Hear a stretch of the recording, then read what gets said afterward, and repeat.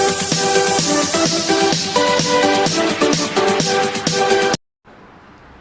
Morning students, मैं Amit commerce point से Amit sir. आज की वीडियो हम लोगों की नॉन प्रॉफिट ऑर्गेनाइजेशंस के ऊपर है। ये थर्ड वीडियो है और थर्ड वीडियो में आज हम लोग इसके बेसिक स्टेप्स के बारे में सीखेंगे। देखिए, नॉन प्रॉफिट ऑर्गेनाइजेशन चैप्टर थोड़ा सा बड़ा है, क्रिटिकल है, थोड़ा समझना। धीरे धीरे जो वीडियो बना रहे हैं हम कोशिश कर रहे हैं आपको इसको समझाने की। फिर हम इसके बाद जो वीडियो बनाएंगे उसमें एडजस्टमेंट्स आएंगे, फिर हम इसके क्वेश्चन करेंगे।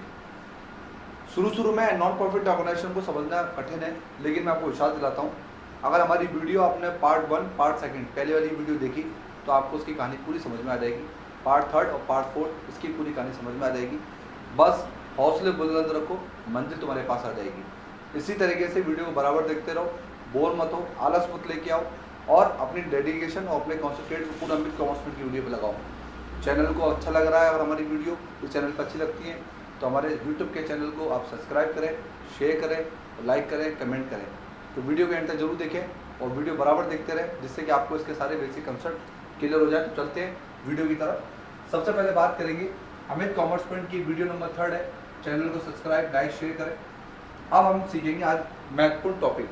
उस टॉपिक का नाम है सब्सक्रिप्शंस, यानी कि इनकम एक्सपेंडिचर में सबसे पहला यानी कि रिसिप्ट्स में सब्सक्रिप्शन अगर आता है तो हमने देखा था रिसिप्ट और पेमेंट में subscription last year, current year, next year तीनों का आता था। लेकिन इनकम एक्सपेंडिचर में क्या लास्ट ईयर और नेक्स्ट ईयर का सब्सक्रिप्शन आएगा, कैसे एडजस्टमेंट्स होंगे, इन सब के सवाल के जवाब आपको आज इस वीडियो से मिल जाएंगे।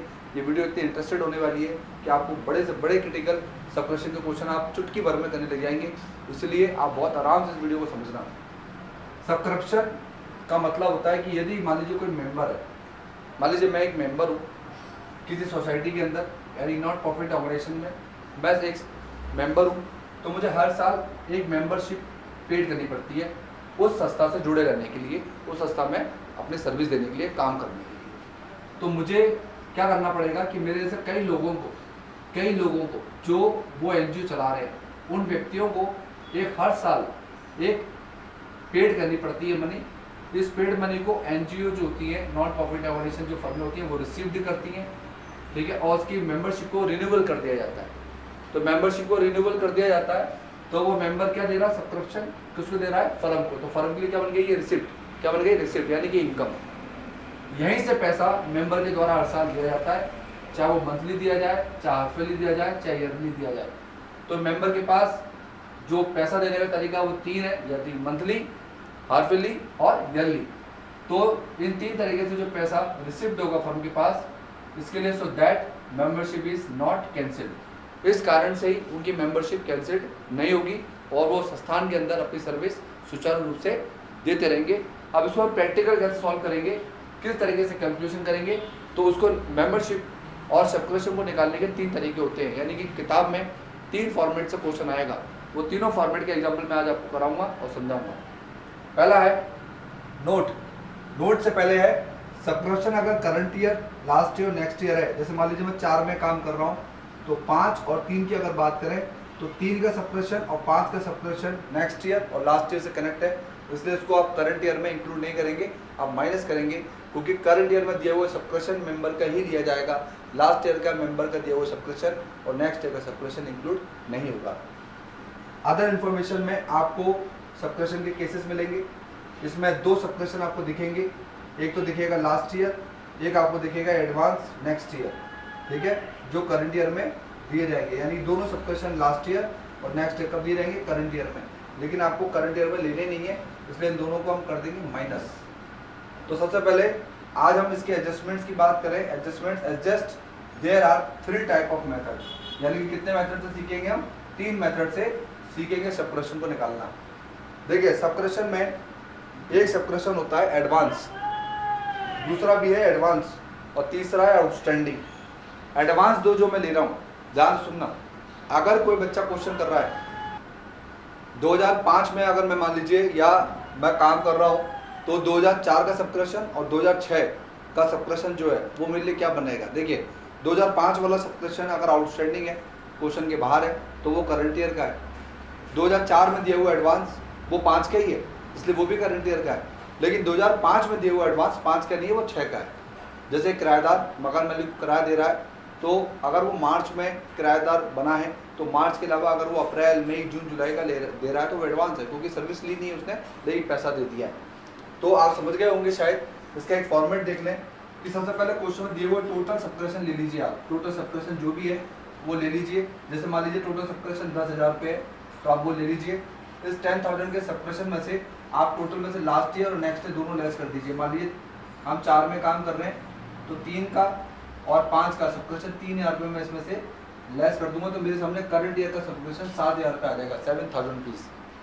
अब इसमें से करंट ईयर का क्वेश्चन के बाहर अगर सब्सक्रिप्शन बोल रखा है टोटल 9,000 है, तो आपको पता है कि इसमें करंट ईयर का सब्सक्रिप्शन जो आपके पास आ चुका है वो है 7,000। यानी कुछ मेंबर ऐसे हैं जो 2,000 सब्सक्रिप्शन देंगे आपको बस, तो आपका टोटल सब्सक्रिप्शन आएगी 9,000 टोटल मेंबरों का। इस तरीके से आप 9,000 रुपये जो क्वेश्चन के बाहर है उसमें से लेस करके रिमेनिंग अमाउंट 2,000 निकाल के ऐड कर देंगे। फिर आप एडवांस देखेंगे, यदि किसी ने आपको एडवांस दिया है 3 में तो वो 3 का नहीं है, वो 4 का है एडवांस, तो वो ऐड हो जाएगा। इस तरीके से टोटल 10,000। और यदि मान लीजिए किसी ने करंट ईयर में यानी 4 में आपको एडवांस दिया है तो वो 5 का है, इसलिए वो इंक्लूड नहीं होगा और वो लेस हो जाएगा इसमें से 1,000, तो आपका आंसर आ जाएगा 9,000 रुपीज़, 9,000 रुपये। तो आपने देखा सब्सक्रिप्शन में किस तरीके से हमने क्वेश्चन को एक फॉर्मेट के द्वारा समझाया। अब मैं इसके 3 प्रैक्टिकल क्वेश्चन आपको करवाऊंगा, इसके अलावा चौथा टाइप का क्वेश्चन आपका साथ बुक में बनेगा नहीं। चलते हैं इंटरेस्टेड क्वेश्चन की तरफ। जैसा कि आपको दिख रहा है यहाँ पर एक मैंने क्वेश्चन लिया है, ठीक है। तो इसमें हम लोग सेकंड स्टेप लेंगे। इसका पहला क्वेश्चन आ रहा है सेकंड स्टेप में कि from the following information of the receipts and payment account you are required the find out the balance of subscription and show the income expenditure account. यानी कि यहाँ पे क्वेश्चन में आपको रिसिप्ट पेमेंट अकाउंट दिया जाएगा, उसके बेसिस पर सब्सक्रिप्शंस का एडजस्टमेंट्स करने और उनको इनकम एक्सपेंडिचर में शो करना है। पहली बात तो ये है कि जो रिसिप्ट्स में दिया हुआ है वो आपका इनकम में जाएगा। पहली चीज़ तो क्लियर कर लेना कि एडजस्टमेंट सब्सक्रिप्शन का इनकम साइड में होगा। देखिए यहाँ पर टोटल सब्सक्रिप्शन 1 लाख रुपये है। टोटल सब्सक्रिप्शन कितना है? 1 लाख रुपये है। 10 और 11 के कुछ स्टेटमेंट दिए गए, ये तो मैं 11 में काम कर रहा हूँ तो मेरे लिए 10 क्या बना? Last year. अब आउटस्टैंडिंग सब्सक्रिप्शन दे रखा है आपको कितना? 2,000 रुपये और 3,000 रुपये। एडवांस सब्सक्रिप्शन दे रखा है 4,000 रुपये और 2,000 रुपये। अब इसको सॉल्व करना है, तो सॉल्व कैसे करेंगे? जो आउटस्टैंडिंग सब्सक्रिप्शन दे रखा है 10 का, वो 11 का नहीं है तो उसको तो कर देंगे माइनस, और जो 11 का है करंट ईयर मतलब 11 का जो आउटस्टैंडिंग है वो कर देंगे प्लस। मैंने बताया था आपको कि करंट ईयर की आउटस्टैंडिंग प्लस होगी और लास्ट ईयर की माइनस। अब एडवांस जो उसने 2010 में दिया 4,000 रुपये, वो 10 का एडवांस नहीं है, वो 11 का एडवांस है, तो ये एडवांस प्लस होगा। और जो 2,000 रुपये एडवांस 11 में दिया बेटा वो 11 का नहीं है, वो 12 का है, तो ये माइनस होगा। चलो सॉल्व करते हैं। टोटल सब्सक्रिप्शन पहले 1 लाख रुपये ले लो, उसके बाद लिखो ऐड और लेस। यहाँ लिखेंगे आउटस्टैंडिंग सब्सक्रिप्शन करंट ईयर, फिर लिखेंगे हम outstanding subscription last year. Outstanding वाला लेस हो गया, करंट का प्लस हो गया। Advance subscription last year, advance subscription current year. तो करंट ईयर मतलब कौन सा है आपका? ये हो गया आपका 11 में दिया हुआ एडवांस, और ये हो गया आपका 10 में दिया हुआ एडवांस। तो इस तरीके से अमाउंट को भी हम एडजस्ट कर लेंगे। टोटल जोड़ेंगे 4,000, टोटल जोड़ेंगे 7,000, तो ये जो 7,000 है ये तो इसमें ऐड हो जाएगा इस तरीके से 1,07,000, और ये इस तरीके से जा करके माइनस हो जाएगा 1,03,000 रुपीज़। यही आपका आंसर होगा। आई थिंक आपको समझ में आ गया होगा कैसे किया है। अब नेक्स्ट क्वेश्चन, इनको कैसे बैलेंस शीट में दिखाएंगे अब ये देखते हैं, ठीक है। Balance sheet, opening balance sheet बनेगी और क्लोजिंग बैलेंस शीट बनेगी। 1 अप्रैल को बनेगी 10 की, और यहाँ पर बनेगी 11 की, 31 मार्च को। लायबिलिटी एसेट्स, लायबिलिटी एसेट लिख दो। अब आउटस्टैंडिंग सब्सक्रिप्शन लायबिलिटी में क्यों नहीं जाता है? क्योंकि आउटस्टैंडिंग जब भी रिसिप्ट यानी कि इनकम में होगी तब वो कहाँ जाएगी? आपके एसेट साइड में जाएगी। यहाँ ध्यान दो, एसेट्स में जाएगी, ठीक है ना बेटा। तो आउटस्टैंडिंग सब्सक्रिप्शन लास्ट ईयर और outstanding subscription current year. Outstanding subscription last year का कितना था? 2,000। देखो लास्ट ईयर का कितना? 2,000, करंट का कितना? 3,000। तो ये 2,000 तो यहाँ चला गया और करंट ईयर का 3,000 यहाँ चला गया। करंट ईयर का करंट ईयर की बैलेंस शीट में, लास्ट ईयर लास्ट ईयर की बैलेंस शीट में। एडवांस देखिए, ये लास्ट ईयर का है, ये नेक्स्ट करंट ईयर का है। तो एडवांस जो करंट ईयर का है वो करंट ईयर में जाएगा, और जो लास्ट ईयर का वो लास्ट ईयर में जाएगा, ठीक है। तो ये थोड़ा सा मिस्टेक हो गया यहाँ पर, ये लास्ट ईयर कर रहा हूँ और ये 2,000 रुपये जो है ना ये करंट ईयर के कर रहा हूँ, ठीक है। तो लास्ट ईयर का लास्ट ईयर में चला गया, करंट ईयर का करंट ईयर में चला गया। इस तरीके से बैलेंस शीट में शो करते हैं। तो आई थिंक आपको ये पहला एग्जाम्पल मेरा समझ में आया होगा। चलते हैं हम लोग अपने नेक्स्ट स्टेप की ओर। इस स्टेप में आपको क्वेश्चन कैसे मिलेगा कि subscription receive during of the year, इस तरीके से 2008, 2009, 2010 में 2000, 19,000, 1,000 को जोड़ के टोटल हो गया 22,000 रुपीज़। अदर इन्फॉर्मेशन में बोलता है मेंबर 400 है जो 50 रुपीज़ चंदा दे रहे हैं। 2008 में 2,500, एड में 1,500। 2008 में आपका जो सब्सक्रिप्शन बाकी है वो है 2,500, एडवांस सब्सक्रिप्शन 9 और 8 का दे रखा है 1,000 और 1,500। अब करते हैं सॉल्व। सबसे पहले देखिए मैंने सिर्फ यहाँ पे करंट ईयर का सब्सक्रिप्शन लिया 19,000। अगर मैं ये लेता तो मुझे दोनों सब्सक्रिप्शन 2,000 और 1,000 ये माइनस करने पड़ता तो भी 19,000 ही आता। इसके बाद देखो मैंने लिखा करंट ईयर आउटस्टैंडिंग, 400 को 50 से मल्टीप्लिकेशन करेंगे 20,000 रुपीज़ आएगा। मिला कितना 19, तो कितना नहीं मिला 1,000, तो ये प्लस कर देंगे। इस 20,000 में एडवांस सब्सक्रिप्शन जो 9 में दिया है वो 9 का नहीं है, वो 10 का है, तो ये कर देंगे प्लस, क्योंकि हम 2010 में काम कर रहे हैं और सॉरी अपन काम कर रहे हैं 8 में, अपन काम कर रहे हैं 9 में, तो 8 में दिया हुआ एडवांस अपन प्लस कर देंगे 1,500। और जो एडवांस 9 में दिया वो 9 का नहीं है बेटा, वो 10 आपको जो 9 में दिया है वो एडवांस करंट ईयर का नहीं है, तो वो माइनस कर देंगे, तो 1,000 रुपीज़ क्या हो जाएंगे माइनस, और ये हो जाएंगे प्लस। आपको ये फोकस देना है और यही ध्यान देना है कि आप काम कहाँ कर रहे हैं 2009 में। तो 9 में दिया हुआ एडवांस 9 का नहीं है, वो 2010 का एडवांस है, और 8 में दिया हुआ एडवांस आपका किसका है 2009 का है, तो 9 वाला कर दो प्लस और 10 वाला कर दो माइनस। ये है वो एडवांस सब्सक्रिप्शंस के बारे में। तो आई थिंक आपको ये क्वेश्चन की समरी समझ में आई होगी। एक बार पुनः चलते हैं हम लोग और समझते हैं इसके बारे में। सब्सक्रिप्शन मैंने आपको 3 मेथड सिखाए। ये मेरा पहला स्टेप था जो मैंने आपको क्लियर किया। अभी इस तरह से क्वेश्चन आएगा, सेकंड स्टेप भी क्लियर किया, थर्ड भी। अगर आपको वीडियो पसंद आती है तो आप लोग मुझे कमेंट कर सकते हैं, आप वीडियो को ज़्यादा से ज़्यादा शेयर कर सकते हैं। इसी वीडियो को मैं कंटिन्यू करूँगा थर्ड वीडियो को, और इसके लास्ट एडजस्टमेंट कराने के बाद मैं आपको प्रैक्टिकल क्वेश्चन कराऊंगा। ठीक है, थैंक यू वेरी मच। अपने इंटरेस्टेड वीडियो की तरफ पहला आ रहा है हमारा लाइव मेंबरशिप फीस। देखिए लाइव मेंबरशिप फीस दो तरीके से समझे बच्चों। यदि कोई मेंबर लाइव मेंबरशिप फीस को एक बार में दे रहा है, समझे आप, एक बार में दे रहा है, जैसे हम पॉकेट मनी एक बार में लेते हैं ना डैडी से, जैसे हम डैडी से पॉकेट मनी हर महीने की एक बार ले लेते हैं ना, तो क्या बीच बीच में उनको पॉकेट मनी मिलेगी? नहीं मिलेगी। उसी तरीके से लाइव मेंबरशिप फीस अगर कोई व्यक्ति नॉन रिकरिंग नेचर से मेंबर बनने के लिए एनजीओ को एक बार में दे रहा है तो वो बार बार नहीं देगा। तो एनजीओ की लायबिलिटी क्या बनती है? उसके पैसे को रिकॉर्ड में लिखना और उससे बार बार रिकरिंग के तौर पर पैसा नहीं मांगना है मेंबरशिप का। तो यदि membership fees non recurring nature की है बेटा तो वन टाइम दी है, इसलिए उसको कैपिटल एसेट्स मानेंगे और लायबिलिटी में यानी कि कैपिटल फंड में जोड़ दिया जाएगा। यस, कैपिटल फंड में जोड़ दिया जाएगा बेटा। ठीक है, और यदि हम बार बार पॉकेट मनी मांग रहे हैं डैडी से तो डैडी भी क्या आप पे गुस्सा करते हैं कि बेटा इतना खर्चा कहाँ करते हो आप, इतना खर्चा कहाँ करते हो? डैडी मैं तो मोबाइल पे खर्चा करता हूँ, पेट्रोल पे खर्चा करता हूँ। हम छुपा लेते हैं कि हम गर्लफ्रेंड के ऊपर भी खर्चा करते हैं।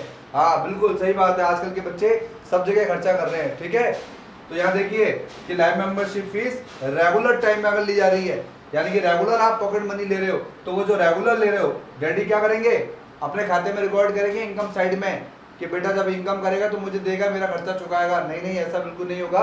ये तो मैं पढ़ाने के लिए बोल रहा हूँ, लेकिन एक एनपीओ नॉन प्रॉफिट ऑर्गेनाइजेशन में एक फर्म वाला व्यक्ति इसको कहाँ शो करेगा? इनकम साइड में शो करेगा बेटा। आई थिंक आपको समझ में आ गया होगा, लाइव मेंबरशिप फीस कभी भूलोगे नहीं। सेकंड है एंट्रेंस फीस, एडमिशन फीस। बड़ा ही इंटरेस्टेड टॉपिक है। देखो आप स्कूल में जब गए थे, देखिए नेक्स्ट टॉपिक है एंट्रेंस फीस। देखिए एंट्रेंस फीस के आगे मैंने लिखा है एडमिशन फीस। अब मुझे एक एग्जांपल दो आप, चलो मैं देता हूँ पहले फिर आपसे लूँगा मैं। अगर मान लीजिए मुझे एक स्कूल में एडमिशन चाहिए तो मैं क्या करूँगा? वहाँ पर एंट्रेंस करूँगा, वहाँ पे एक मैडम बैठी मिलेंगी, सुंदर सी अच्छी सी मैडम मिलेंगी बैठी हुई, तो मैं क्या करूँगा? मैडम के पास ही जाऊँगा और मैडम को बोलूँगा मैडम मुझे स्कूल में एडमिशन चाहिए।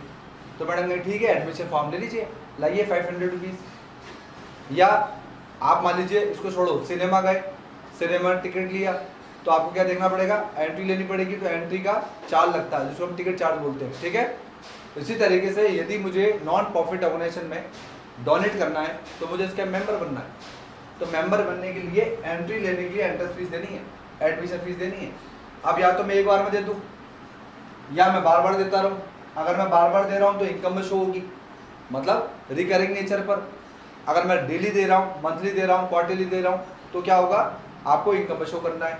और यदि आप वन टाइम दे रहे हैं तो ये कैपिटल एसेट्स बन गई, लायबिलिटी बन गई, तो उसको आप कहाँ शो कर देंगे, लायबिलिटी में, बैलेंस शीट में, ठीक है। लेकिन ध्यान रखना, अगर इंटरेस्ट फीस को कैपिटलाइजेशन बोला गया है, बच्चों बहुत इंपॉर्टेंट बात है, अगर इंटरेस्ट फीस को कैपिटलाइजेशन बोला गया है कि कैपिटलाइजेशन किया जाए, तो ऐसी कंडीशन में आप उसको बैलेंस शीट्स के लायबिलिटी में तो दिखाएंगे, लेकिन कैपिटलाइजेशन कंडीशन में आपको दो चीज़ देखनी है। मान लीजिए इंटरेस्ट फीस 10,000 रुपये है और उसका कैपिटलाइजेशन 50% किया गया, 30 किया गया, 60 किया गया, जितना भी किया गया, उस 10,000 का आप 30% निकालो, 3,000 रुपये आएगा। तो जितना कैपिटलाइज किया गया 3,000, वो तो लायबिलिटी में दिखा दो बैलेंस शीट के, बचा हुआ 7,000 रुपये बेटा इनकम में दिखाओ, ठीक है। सेकंड चीज, अगर इंटरेस्ट फीस पूरी की पूरी कैपिटलाइज कर दी गई है, मतलब पूरी की पूरी एक बार में दे दी गई है, तो पूरी की पूरी आप कहाँ दिखा दोगे, लायबिलिटी साइड में दिखा दोगे। यदि मान लीजिए ये कहता है कि पूरी की पूरी हम लोग रेगुलर देंगे, साल भर में बीच बीच में गैप में देते रहेंगे, तो आप एक काम करो, उसको इनकम में दिखा दो। और क्वेश्चन साइलेंट हो गया बेटा, वो बता ही नहीं रहा कि कैपिटलाइज्ड है, वो नहीं बता रहा कि रेगुलर है या नॉन रिकरिंग नेचर पे मिल रही है वन टाइम में, तो आप एज्यूम करो कि पूरी की पूरी 10,000 रुपये इनकम में दिखानी है। इसमें बच्चे थोड़े से दिक्कत में आ जाते हैं, उलझ से जाते हैं, तो मैंने सुलझा दिया है मैटर, ठीक है, यही मेरा काम है। देखो जो करता है ना काम, उसी का होता है नाम। दो तरीके के व्यक्ति होते हैं, एक तो वो होते हैं जो जिंदगी में अपना काम करते हैं और नाम छोड़ जाते हैं, एक व्यक्ति वो होते हैं जो बहुत नाम कर लेते हैं लेकिन काम कुछ नहीं करते, ठीक है। चले चलो चलते हैं। नेक्स्ट है डोनेशन। डोनेशन के भी दो टाइप होते हैं बेटा। डोनेशन का मतलब होता है दान देना, या तो हम जनरल पर्पस में देंगे या स्पेसिफिक। अब जनरल पर्पस क्या होता है, जिसका नेचर क्या हो, स्पेसिफिक ना हो, जिसके पीछे कोई मोटिव ना हो, जिसके पीछे कोई एक विशेष काम करना ना हो, सिर्फ अपनी इच्छा से दे दिया। जैसे एग्जांपल, मान लीजिए आप रोड क्रॉस कर रहे हैं, आपको कोई भूखी कोई अम्मा दिख गई, उन्होंने बेटा मैं भूखी हूँ, मुझे थोड़े से पैसे दे, मैं खाना खा लूँ। आपने तरस खा के 10 रुपये दे दिए। अपन देते ही है ना, क्योंकि मानवता है ना, अपने दयालुता है, अपन देते, मैं तो देता हूँ भाई, आप भी देते होगे, चलो ठीक है, नॉर्मल पर्पस था, दे दिया, ठीक है। हम डोनेट क्यों करते हैं संस्थाओं में, हम डोनेट करते हैं उन लाखों लोगों के लिए जो गरीब है, जो पुअर है, जानवर है, उनके लिए हम देते हैं, जिनका कोई सहारा नहीं, बेसहारा है, तो हम उनको क्या देते हैं, डोनेट देते हैं। तो इनकम साइड में जाएगा, फर्मों को पैसा मिलता है, कई बड़े बड़े लोग देते हैं। अगर स्पेसिफिक पर्पस है, यानी कि किसी डोनर का स्पेसिफिक पर्पस है कि मैं अगर पैसा दे रहा हूँ, डोनेशन दे रहा हूँ, तो गरीब लड़कियों की शादी कराई जाए, गरीब बच्चों को पढ़ाया जाए, विधवा आश्रम खोले जाए, ऐसे एनजीओ को जो पैसा दिया जाता है, वो एक तरीके से शो करता है liability side of balance sheet, यानी कि जैसे लाइब्रेरी बनवा रहे हो गरीब बच्चों के पढ़ने के लिए, वगैरह वगैरह। तो यहाँ तक का टॉपिक आई थिंक आपको समझ में आ गया होगा सभी को। चले हम लोग नेक्स्ट टॉपिक की तरफ। थैंक यू स्टूडेंट्स, मैं आपको ऐसे छोड़ने वाला नहीं हूँ, आप चिंता मत करना कि सर ने बीच में छोड़ दिया। समझाने के बाद मैं इसकी आपकी एक क्वेरी तैयार करूँगा, पूरी क्वेश्चंस भी करवाऊंगा, एग्जाम्पल भी करवाऊंगा, जिससे आपको बिल्कुल सॉल्व हो जाए। तो बीच बीच में मैं आपको क्वेश्चन भी कराता रहूँगा और एग्जाम्पल भी कराता रहूँगा, ठीक है। तो घबराना मत, वीडियो देखते रहना बराबर, ठीक है। अब आगे बढ़ते हैं, एंडोमेंट्स फंड, ठीक है। एंडोमेंट फंड जो दिए जाएंगे वो स्पेसिफिक पर्पस के लिए दिए जाएंगे, इसलिए ये शो होंगे liability side of balance sheet में। अब मैं आपको बता देता हूँ कि जो भी मैंने चीज़ें आपको पढ़ाई हैं अभी तक, उस चीज़ों में एडजस्टमेंट्स बहुत इंपॉर्टेंट है बेटा, तो एडजस्टमेंट्स पर ध्यान दें। मैं एक क्वेश्चन देख रहा हूँ आपके लिए जो मैं आपको सॉल्व कराऊंगा अभी, तो थोड़ा सा बने रहें वीडियो के साथ।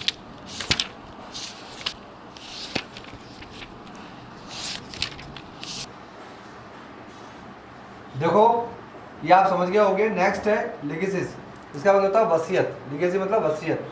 जब कोई व्यक्ति डिक्रीज होता है, यानी कि मान लीजिए वसीयत लिख रहा होता है या वो इस दुनिया से जा रहा होता है, तो वो सब कुछ कमाया हुआ, पूरी ज़िंदगी की मेहनत, अपनी पूरी ज़िंदगी की मेहनत पूरा कमाया हुआ क्या पड़ोसी को दे के जाता है? अगर पड़ोसी को दे के चले गए तो पड़ोसी की तो मज़े हो गए, लॉटरी लग गई उसकी। नहीं नहीं, वो लॉटरी लगवाता है अपने बच्चों की, जिनके लिए वो जीता, जिनके लिए वो सपने देखता है, ठीक है। वो चाहता है कि उसका बच्चा पढ़े लिखे बड़ा आदमी बने, ठीक है नहीं है। और बच्चे क्या करते हैं, बच्चे पढ़ते हैं, लिखते हैं और अपने मम्मी पापा की उम्मीदों पर खरा उतरते हैं, टीचरों की बात को मानते हैं। तो लीगेसी का मतलब वसीयत। तो आप क्या करेंगे, ये नॉन रिकरिंग नेचर है। अब क्या ऐसा थोड़ा होगा कि बार बार माँ बाप मरेंगे, वो तो एक बार ही मरेंगे और सबको एक बार ही मरना है, तो जो आया वो तो जाएगा, लेकिन बार बार थोड़ा जाएगा। लेकिन वसीयत भी एक बार ही दी जाती है बेटा, बार बार थोड़ा वसीयत लिखी जाती है, नहीं। अपन क्या करेंगे, इसको नॉन रिकरिंग पर्सन जो है वो show the liability side of balance sheet, यानी कि लीगेसीज को कहाँ दिखाओ, liability side of balance sheet में। देखिए बैलेंस शीट में कहाँ कैपिटल फंड में ऐड करके दिखाओ। ठीक है। हमारा सेल ऑफ ओल्ड न्यूज़पेपर, देखिए कोई भी घर में हमारे पुरानी चीज़ें पड़ी रहती हैं या ऐसे नॉन प्रॉफिट ऑर्गेनाइजेशन जो होती है उनके पास जो पुरानी ओल्ड न्यूज़पेपर्स हैं, मैगजीन्स हैं, तो वो क्या करते हैं, हम लोग या तो उनको बेच देते हैं, तो बेच के जो पैसा मिल रहा है अगर प्रॉफिट हो रहा है या लॉस हो रहा है। अब इसमें मान लीजिए एसिड्स भी आ सकती हैं, इसमें एसिड्स भी आ सकती हैं या न्यूज़पेपर भी आ सकते हैं। जैसे मान लीजिए मेरी कोई एसिड्स की बुक प्राइस है फर्नीचर की 10,000 और यदि मैंने उनको सेल करा 12,000 रुपये में, तो ये हो गया प्रॉफिट 2,000 रुपये का। तो ये कहाँ जाएगा, इनकम साइड में जाएगा। कहाँ जाएगा, इनकम साइड में लिख देंगे by sale of old newspaper या by sale of fix assets. और अगर इनको बेचने पर मान लीजिए कॉस्ट प्राइस 10 है और बेचा 7,000 रुपये में, तो 3,000 का लॉस हो गया, तो ये जाएगा एक्सपेंडिचर साइड में। To loss on sale of old newspaper या to sale on loss on sale of furniture. अब लास्ट टॉपिक आ रहा है हमारा sale of old newspaper and sports material. तो देखिए अगर ओल्ड न्यूज़पेपर बेच रहे हो या स्पोर्ट्स मटेरियल बेच रहे हो, अगर इसको हो रहा है आपको प्रॉफिट तो इनको इनकम साइड में दिखा दो, और हो रहा है लॉस तो एक्सपेंडिचर में दिखा दो। लास्ट है कॉस्ट ऑफ कंजप्शन गुड्स। अब ये कंजप्शन गुड्स क्या होती हैं, तो नॉन प्रॉफिट ऑर्गेनाइजेशन में जो भी चीज़ फूड स्टफ खाने पीने की हो या मेडिसिन हो, स्पोर्ट्स मटेरियल हो, स्टेशनरी हो या एक्सेट्रा कोई भी चीज़ हो, तो आप इनका सबसे पहले क्वेश्चन में देखें total amount during of the year कितना दे रखा है वो ले लीजिए। उसके बाद परचेज अगर है तो वो ऐड कर दीजिए, ओपनिंग स्टॉक है तो ऐड कर दीजिए, क्लोजिंग क्रेडिटर है तो प्लस कर दीजिए, ओपनिंग क्रेडिटर माइनस कर दीजिए, क्लोजिंग स्टॉक माइनस कर दीजिए, आंसर आपका आ जाएगा। तो इन तीनों को ऐड करके आप यहाँ लिख दें। जैसे मान लीजिए total amount during of the year दे रखा है मुझे 10,000 रुपये, 10,000 यहाँ समझे। परचेज करा मैंने 2,000 रुपीज़, ओपनिंग स्टॉक हो गया मेरा 1,000 रुपीज़, क्लोजिंग क्रेडिटर हो गए मेरे 2,000 रुपीज़, तो टोटल कितना हो गया 5,000 रुपीज़। तो वो जोड़ दीजिए 15,000 आ जाएगा। क्लोजिंग स्टॉक मेरा दे रखा है 2,000 और ओपनिंग क्रेडिटर दे रखे हैं 4,000, टोटल कितना हो गया 6,000। तो मेरा आंसर कितना आएगा 9,000 रुपीज़, ये मेरा आंसर है। तो आज की वीडियो में मैंने आप लोगों को एडजस्टमेंट सिखाए।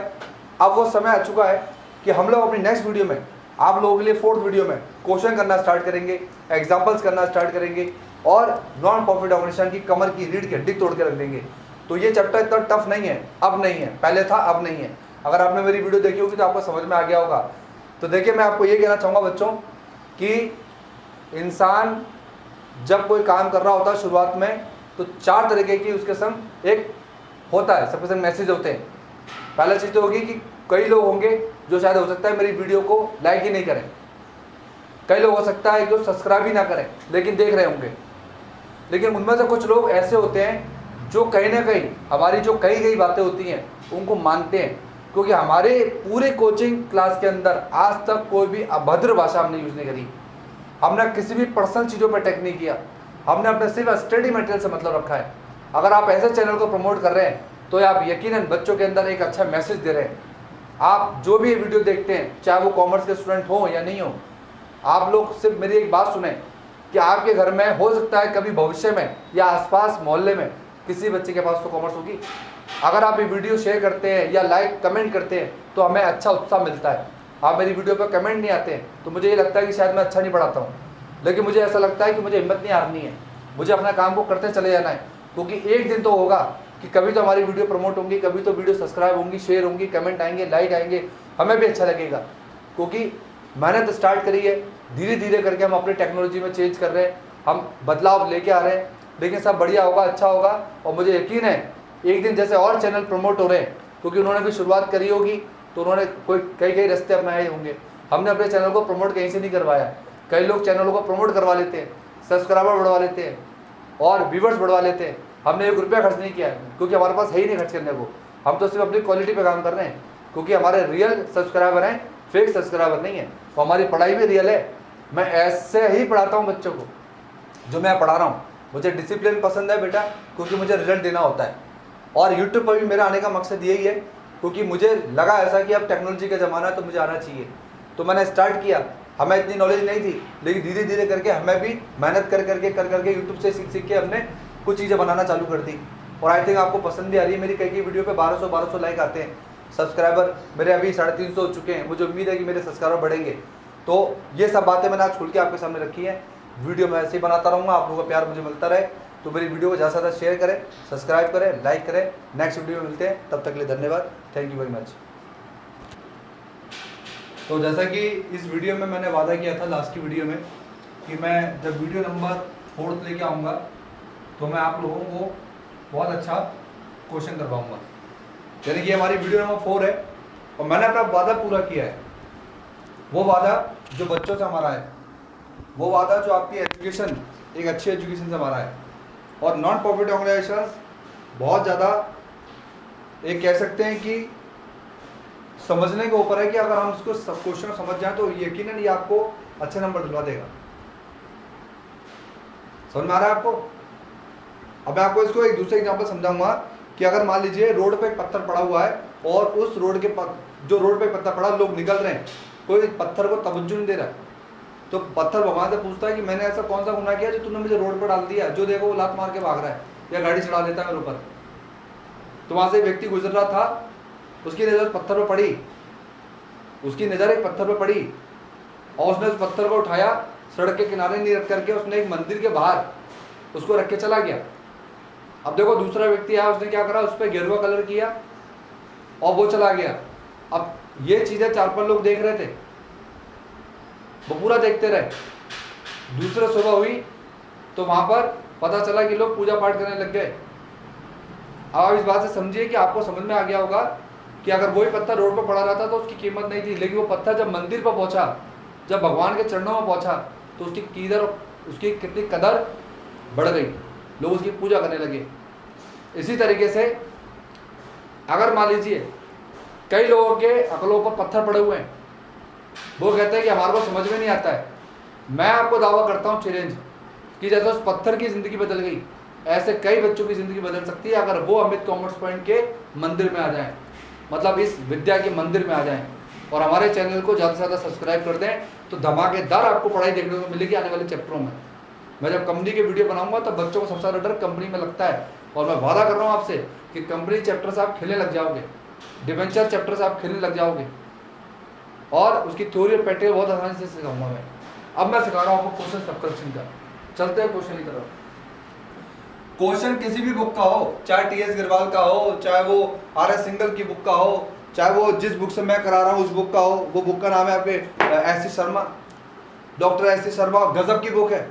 बच्चों जितने भी आप मेरी वीडियो सुन रहे हो, एक बार इस बुक के कलेक्शन को लेके देखें। एस.सी. शर्मा की बुक 11th क्लास की 12th क्लास में मैं गजब की नॉलेज है, गजब की, ये टीचर उससे बोल सकता हूँ। आप लेके देखें और पढ़ के देखें एक बार, आप कहोगे मजा आ गया। तो मजा आ गया वाला क्वेश्चन ये रहा, चाहे टीएस से करना चाहे इससे करना, घबराना नहीं है, बेसिक एक होता है। क्योंकि बोर्ड में भी आपके क्वेश्चन ना टीएस से नहीं आएंगे ना वो एस.सी. शर्मा की बुक से आएंगे, वो आएगा बेसिक, कहीं से भी आ सकता है। बॉम्बे स्पोर्ट्स क्लब डिस्क्लोज कर रहा अपनी फाइल को that received 1,50,000 by way the subscription during the year। पूरे साल भर में कितना सब्सक्रिप्शन मिला है? 1.5 लाख रुपए। कब मिला? 31 मार्च 2020 तक। अब अदर इन्फॉर्मेशन में, एडिशनल इन्फॉर्मेशन में क्या बोल रहा है? सब्सक्रिप्शन आउटस्टैंडिंग है भैया 18 और 19 में। अब देखो हम काम कर रहे हैं 20 में और 18 और 19 का सब्सक्रिप्शन टोटल है 4,000 रिसीव हुआ है, जबकि मिलना चाहिए था 6,000। तो लास्ट ईयर का सब्सक्रिप्शन आपको 6,000 मिलना चाहिए था, जबकि मेंबरों ने 4,000 चुकाया लास्ट ईयर का, तो 2,000 रुपये का कलेक्शन तो लास्ट ईयर का बाकी है जो करंट ईयर में मिलना चाहिए। कोई लास्ट ईयर में तो मिला ही 4,000 है। एक बात तो ये समझ लो बिल्कुल ध्यान से, ये कई क्वेश्चनों में आएगा ऐसा, ऑफ विच लिखा हुआ है कि 4,000 मिला। एडवांस सब्सक्रिप्शन रिसीव्ड हुआ है आपको 31 मार्च 19 में। अब मैं आपसे पूछना चाहता हूँ, ये जो 19 में एडवांस दिया मेरे बच्चे, 19 में 19 में एडवांस दिया है प्यारे बच्चों, तो ये 19 का है या 20 का है? 2020 का है, 2020 का है, बिल्कुल सही बोला। तो बेटा हम 2020 में तो काम कर रहे हैं, तो ये जो 45 रुपए का सब्सक्रिप्शन है, ये वाला, ये जो सब्सक्रिप्शन है, ये तो 2020 में प्लस होना चाहिए। देखेंगे क्या होगा इसका भी। नेक्स्ट है एडवांस सब्सक्रिप्शन रिसीव्ड 31 मार्च 2020। अभी 20 में कोई एडवांस दे रहा है और हम 20 में ही खाते बना रहे हैं, तो क्या ये 20 का है क्या? नहीं, ये 2021 का है और ये करंट ईयर से रिलेटेड नहीं है, तो ये माइनस होगा। ये भी देखेंगे क्वेश्चन के सॉल्यूशन में।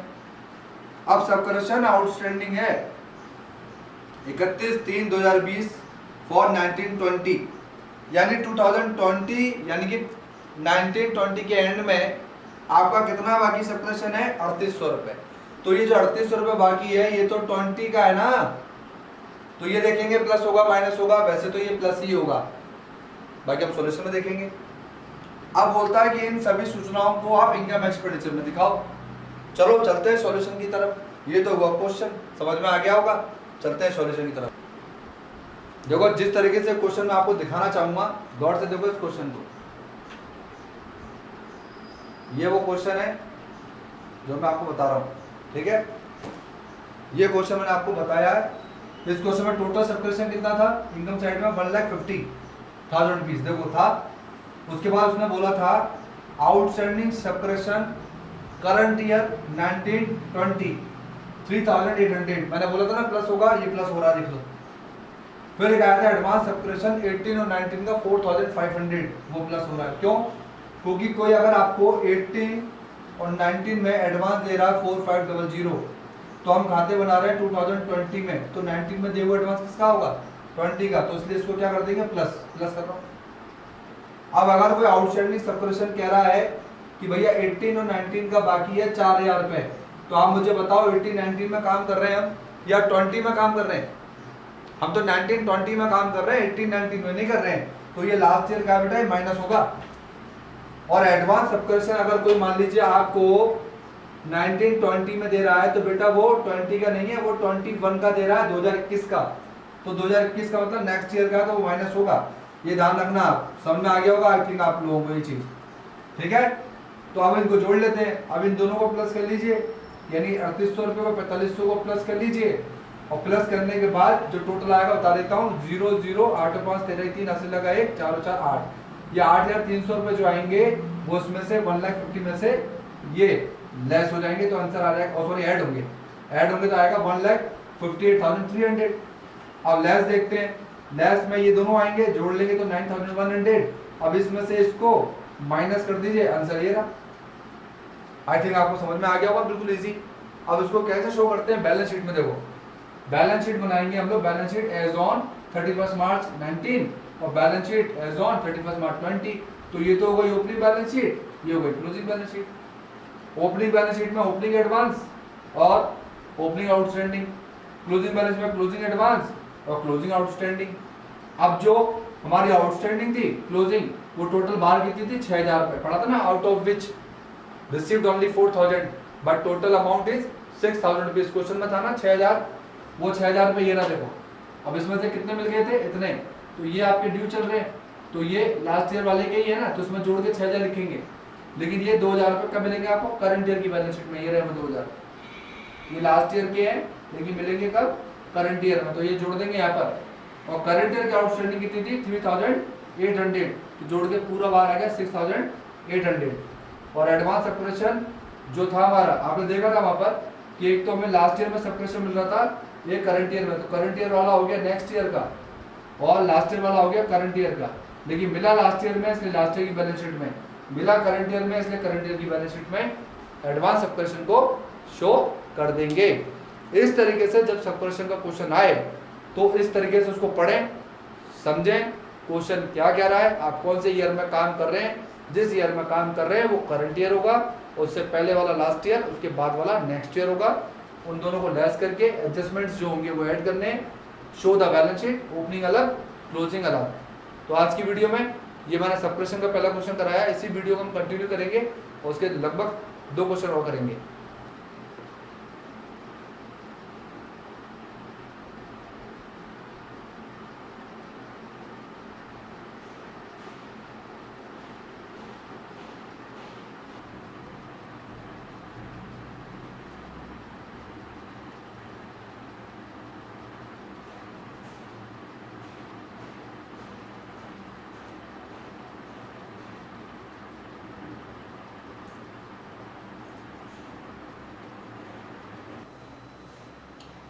नमस्कार, मैं अमित कॉमर्स पॉइंट से आज आप लोगों के सामने वीडियो नंबर 4 कंटिन्यू करेंगे।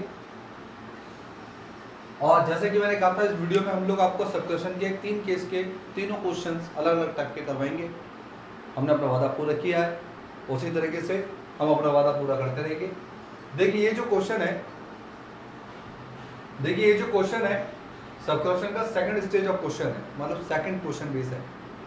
पहला वाला क्वेश्चन जो मैंने पहले वाली वीडियो में कराया था वो मिलेगा, या फिर आपको पेपर में ये मिलेगा। ये क्वेश्चन टीएस गरवाल में मिल जाएगा, अदर बुक में ही मिलेगा, एनसीईआरटी में ही मिलेगा। तो क्वेश्चन पढ़ते हैं और समझते हैं क्वेश्चन को। जो बच्चा क्वेश्चन ढंग से पढ़ेगा वो क्वेश्चन अच्छा करेगा भी जरूर, क्योंकि आपके जब पेपर आता है तो क्वेश्चन में आंसर होता है बेटा, तभी आप आंसर देते हैं। तो एक स्मार्ट बच्चे की एक स्मार्टनेस क्या होती है, वो क्वेश्चन को ढंग से पढ़ता है, ना कि टिप टिप के पढ़ता है। ठीक है। Subscription receive during the year, during the year का मतलब पूरे साल भर के दौरान में हम लोगों ने कितने दिसंबर तक जो सब्सक्रिप्शन 12 में लिया वो 400, 13 में 13 में 21,100 और 2014 में 800। तो इस तरह से टोटल सब्सक्रिप्शन मिला 22,300। आगे बोलता है there are 450 member, total 450 member है जो पे करते हैं, एनुअल सब्सक्रिप्शन देते हैं 50 रुपये के हिसाब से। रेट 450 जो सब्सक्रिप्शन है हमारा कॉलेज एरिया में चल रहा है 2012 का, in the beginning of the 2013, जो 13 के बिगिनिंग में मिलेगा। कैलकुलेट करो subscription to be show in the balance income और बैलेंस शीट।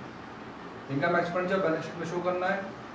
चलो चलते हैं इसके क्वेश्चन के थीम के ऊपर कि क्वेश्चन क्या कहना चाह रहा है।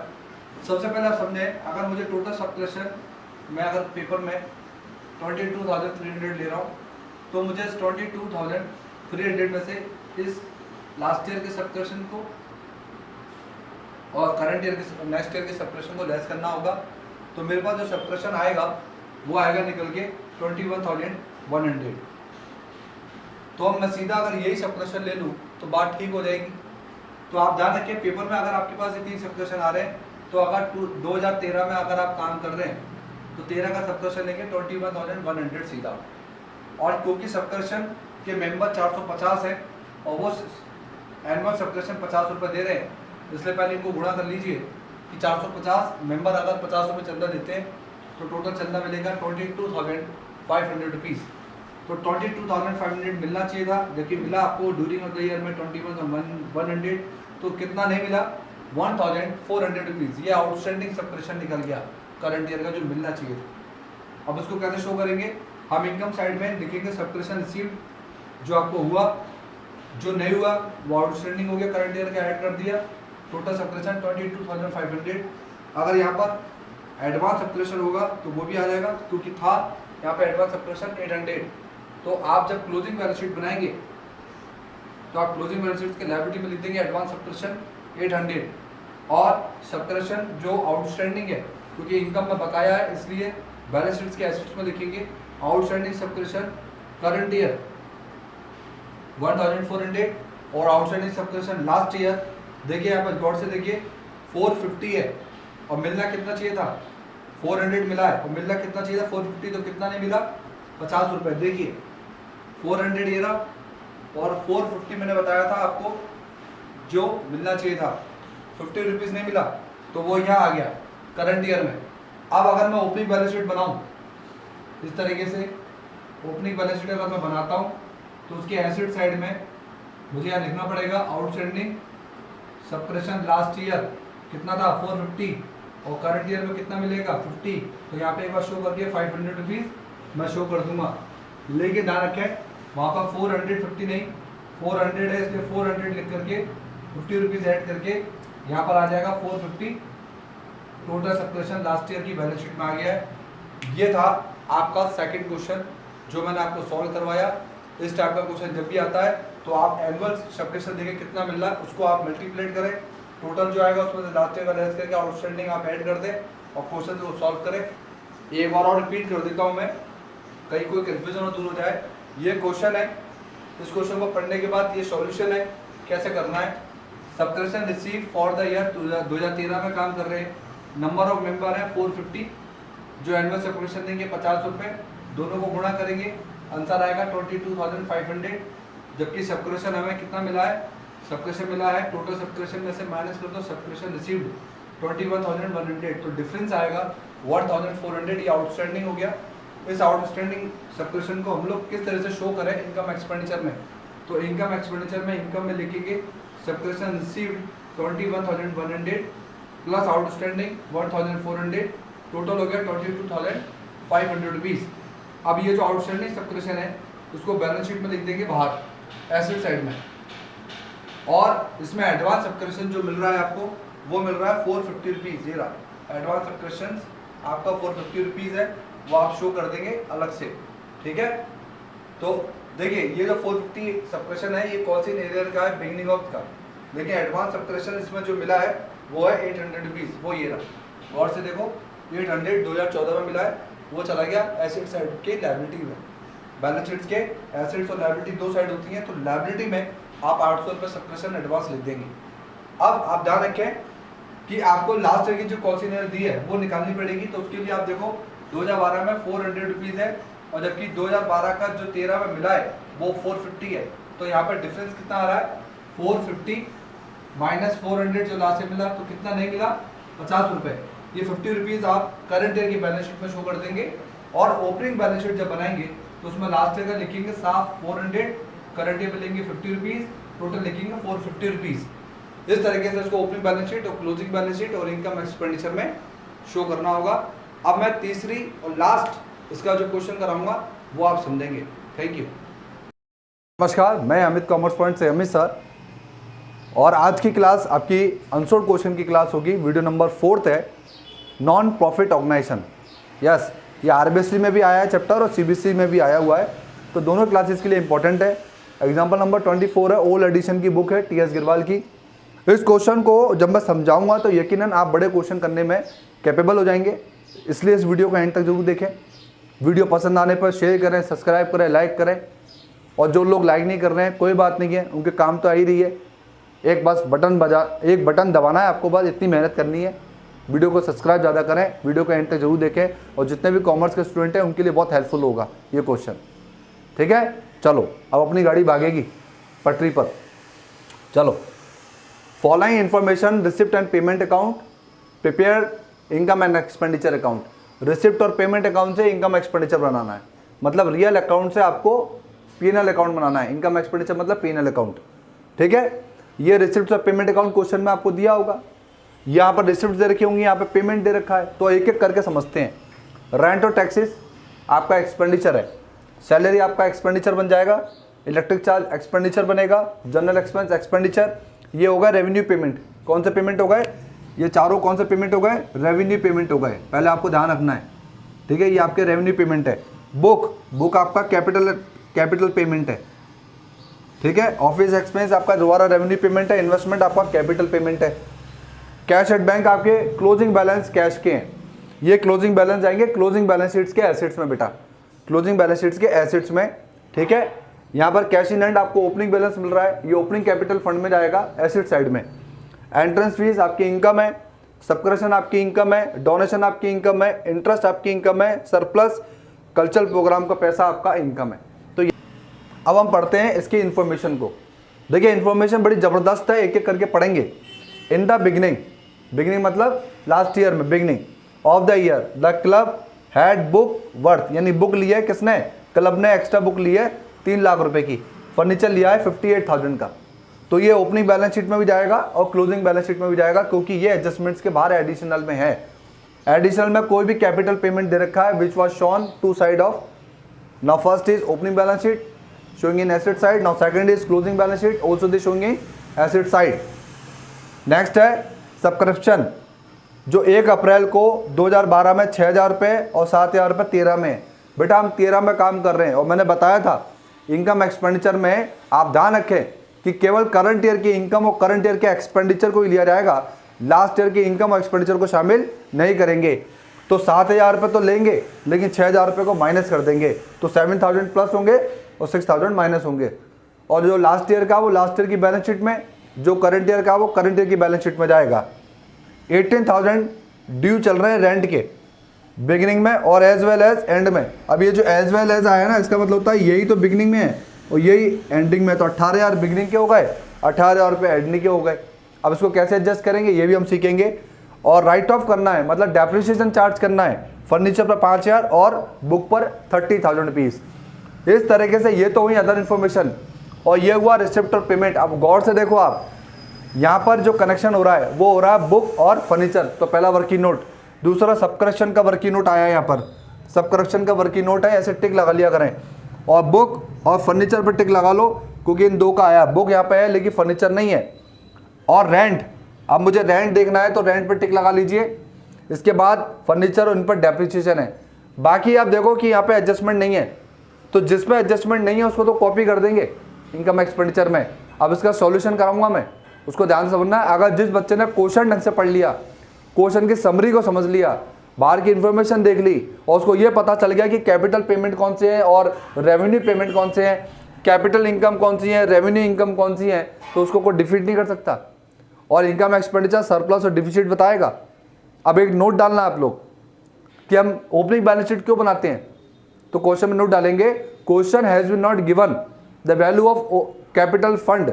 अगर कैपिटल फंड नहीं है so it is to be find out on the basis of opening capital, यानी कि ओपनिंग कैपिटल फंड बना करके हम कैपिटल फंड निकालेंगे और वो कैपिटल फंड हमारा जाएगा बैलेंस शीट में। कौन सी balance sheet? Closing balance sheet में। तो चलते हैं इसके आंसर की तरफ। Thank you. सबसे पहले सबकरेक्शन की बात करते हैं। सबकरेक्शन हमें जो रिसीव सबकरेक्शन था 2,20,000। अब मैंने आपको बताया था कि सबकरेक्शन जो लास्ट ईयर का है उसका रिलेशन करंट ईयर से नहीं है, तो वो हो जाएगा माइनस, और जो करंट ईयर का वो हो जाएगा प्लस। तो हम 2013 में काम कर रहे हैं तो 2012 से मतलब नहीं है, तो एक प्लस कर दो एक माइनस। अब ये जो प्लस हुआ है, ये जो माइनस हुआ है, इसको जब हम लोग प्लस माइनस करेंगे तो हमारा आंसर आएगा 2,21,000 रुपीज, जो कि बाहर आएगा। अब गौर से देखें, ये लास्ट ईयर का है ना, तो ये लास्ट ईयर की बैलेंस शीट में जाएगा। ये रहा लास्ट ईयर की बैलेंस शीट, गौर से देखो ये रहा। अब आउटस्टैंडिंग क्योंकि इनकम में, इसलिए एसेट्स में जाएगी। और ये जो हमारा करंट ईयर का आउटस्टैंडिंग सबकरेक्शन है वो करंट ईयर की बैलेंस शीट में देखो, ये रहा 7,000। तो आपने देखा कि इनकम एक्सपेंडिचर में अगर आउटस्टैंडिंग आ रही है इनकम में, तो इनकम की आउटस्टैंडिंग में लायबिलिटी में नहीं, एसेट्स में शो कर रहा हूँ। ओपनिंग मतलब लास्ट ईयर वाली लास्ट ईयर में जाएगी, ओपनिंग का मतलब यहाँ पे लास्ट ईयर से है, और क्लोजिंग का मतलब यहाँ पे करंट ईयर से है। तो करंट ईयर वाला करंट ईयर में और लास्ट ईयर वाला लास्ट ईयर में। ये हुआ पहला। एंट्रेंस फीस का कोई एडजस्टमेंट नहीं है, सीधा वहां से कॉपी करके पेस्ट कर दो। डोनेशन की कोई इन्फॉर्मेशन नहीं है, कॉपी करके पेस्ट कर दो। इंटरेस्ट की कोई इन्फॉर्मेशन नहीं है, कॉपी करो पेस्ट कर दो। सरप्लस कॉपी करके पेस्ट कर दो, क्योंकि इनके एडजस्टमेंट्स क्वेश्चन के बाहर नहीं थे। ठीक है, अब आ जाओ एक्सपेंडिचर में। वहां जो पेमेंट साइड है वो यहाँ पे एक्सपेंडिचर है। पहला है rent and taxes. Total amount दे रखा है क्वेश्चन में 86,100, एज वेल एज आया था 18,000 रुपीज। तो एंडिंग में भी आप प्लस कर दें और लास्ट का आप लेस कर दें। अब देखो ये जो है 2012 का है और ये 2013 का है। 13 में हम काम कर रहे हैं इसलिए प्लस कर रहे हैं, 12 में हम काम नहीं कर रहे इसलिए माइनस कर देंगे। ठीक है, तो ये आ गया 86,100, वो ही आ जाएगा। अब ये जो आउटस्टैंडिंग है बेटा, ये एक्सपेंस में है, और एक्सपेंस की आउटस्टैंडिंग ओपनिंग और क्लोजिंग दो है। अब मैं बैलेंस शीट भी दो बना रहा हूं, तो ओपनिंग आउटस्टैंडिंग ओपनिंग में और क्लोजिंग आउटस्टैंडिंग क्लोजिंग में। सिंपल सी बात, ये करंट ईयर ये लास्ट ईयर। अब आगे सैलरी कॉपी एंड पेस्ट, कोई एडजस्टमेंट ही नहीं है। इलेक्ट्रिक का कोई एडजस्टमेंट ही नहीं है, copy and paste. General copy and paste.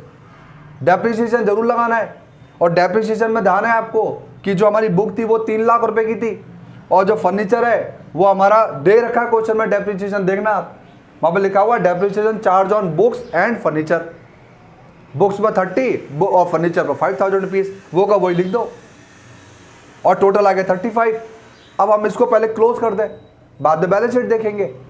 तो उसको जब टोटल करेंगे तो टोटल 1, 2, 3, 4 एंड 5, इन 5 आइटम को जब प्लस करोगे तो टोटल आएगा 3,94,600। इस 3,94,000 में से, यानी कि इनकम साइड और एक्सपेंडिचर साइड का टोटल कर लेते हैं। अब 1, 2, 3, 4, 5, 6 को जोड़ेंगे तो टोटल आएगा 2,93,800। अब आप देखिए कि इनकम ज़्यादा है या एक्सपेंडिचर, तो इनकम ओवर एक्सपेंडिचर, यानी कि यहाँ पे इनकम ज़्यादा हो रही है और एक्सपेंडिचर कम हो रहे हैं, तो डिफरेंस आएगा 1,08,000। ये आ गया 1,08,000, और इसी को बोलते हैं सरप्लस, यानी कि प्रॉफिट। अब आपको मालूम पड़ गया कि इनकम एक्सपेंडिचर क्यों बना रहे हैं, हम सरप्लस या डिफिसिट निकालने के लिए बना रहे हैं। अगर इस क्वेश्चन में डिफिसिट आता तो हम क्या करते हैं, एक्सपेंडिचर माइनस इनकम। अब यहाँ पर क्योंकि इनकम ज़्यादा है इसलिए सरप्लस आएगा। ठीक है, और 90% क्वेश्चन में सरप्लस ही आएगा। अब चलते हैं ओपनिंग बैलेंस शीट की ओर। ओपनिंग बैलेंस शीट में कैश जो वहाँ पे गिवन था टू बैलेंस BD, वो लिख दीजिए 1,41,300 सॉरी। सबकरेक्शन मैंने बता ही दिया। बुक जो बाहर दे रखी थी 3 लाख रुपए की, वो कॉपी कर दो। फर्नीचर जो बाहर दे रखा था 58 वो कॉपी कर दो और उसको जोड़ लो 5,05,300। और इसमें से जो आउटस्टैंडिंग रेंट है वो लेस कर दो, यही आपका कैपिटल फंड है, यानी क्लोजिंग कैपिटल। इसी के लिए, इसी को निकालने के लिए हम लोग बना रहे हैं कैपिटल फंड, मतलब ओपनिंग बैलेंस शीट। अब ये कैपिटल फंड यहाँ चला जाएगा क्लोजिंग बैलेंस शीट में और सरप्लस ऐड कर देंगे।